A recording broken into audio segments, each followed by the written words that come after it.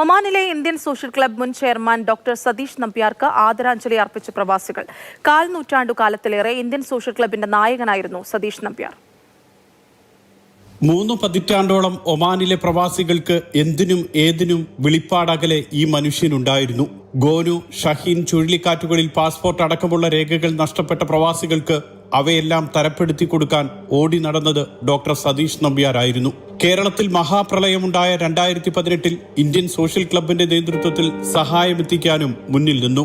Social ക്ലബിന് കീഴിൽ വിവിധ ഭാഷാ വിഭാഗങ്ങൾ അനുവദിച്ചുകൊണ്ട് രാജ്യത്തിന്റെ സാംസ്കാരിക വൈവിധ്യം ഉറപ്പാക്കി. അനാരോഗ്യം മൂലം 2021 പ്രവാസ ജീവിതം അവസാനിപ്പിച്ച് നാട്ടിലേക്ക് മടങ്ങുന്നതുവരെ പ്രവാസികളുടെ നൊമ്പരങ്ങളൊപ്പാൻ ഡോക്ടർ സതീഷ് നമ്പ്യാർ മുന്നിലുണ്ടായിരുന്നു.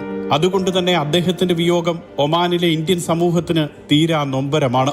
ഇത് സോഷ്യൽ ക്ലബിനെ സംബന്ധിച്ചിടത്തോളം ഒരു തീരാ നഷ്ടമാണ്. അതോടൊപ്പം തന്നെ മലബാറിനെ സംബന്ധിച്ചിടത്തോളം ഒരു വലിയ നഷ്ടം തന്നെയാണ് ഉണ്ടായിട്ടുള്ളത്. ഇതിന്റെ രൂപീകരണ പ്രവർത്തനത്തിന് വേണ്ടി അദ്ദേഹത്തിന്റെ ശ്ലാഘനീയമായ പ്രവർത്തനങ്ങൾ ഒരിക്കലും മറക്കാൻ പറ്റാത്ത ഒന്ന് തന്നെയാണ്. മാഹി അഴിയൂരിൽ ജനിച്ച ഡോക്ടർ നമ്പ്യാർ മംഗലാപുരത്താണ് വളർന്നത്.